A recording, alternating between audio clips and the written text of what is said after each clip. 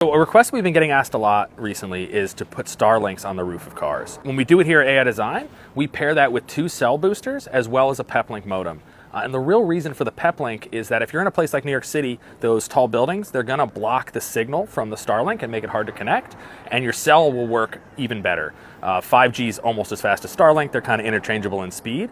But if you go up into Vermont, you're not gonna have 5G and you're gonna want your Starlink. So as a combo, they're absolutely perfect. Right behind me here, we have a new Range Rover Autobiography long wheelbase, and it's driven, so the guy sits in the back. The real issue in putting the Starlink on the roof of this car is that most of the roof is glass, and you're actually left with like a 2-foot little roof, and it's got thin antennas right in the middle of it. So how do you go and put it on the roof of this car? Let's go check out what we did to make that work.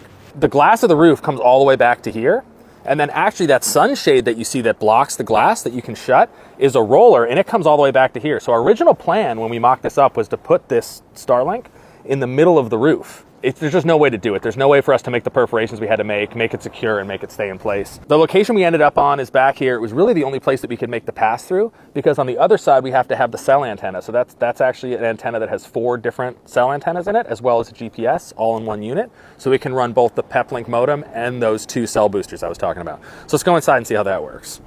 So under the floor, there's actually a full-size spare, which is absolutely insane because they're 22-inch wheels. I have no idea how they put a full-size spare in here.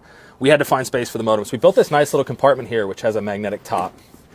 And we just put the peplink and our fusing in here. I'm sure there's a lot of folks that are going to say, why did you need a peplink when you're using a Starlink Mini? Because the Starlink Mini has built-in Wi-Fi. The problem is you have to connect to it by opening the Starlink app, and it's this whole process.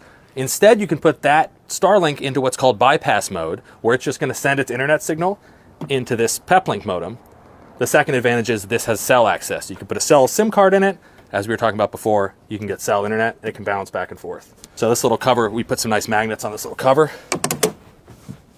Totally disappears inside of the trunk. And the reason for this is he's got an IT department. They're gonna need to get to this modem. The cell boosters are hidden in the sides. Don't really need access to that, but you have to get into this to do the settings, plug in with a Cat 6 cable, all that good stuff.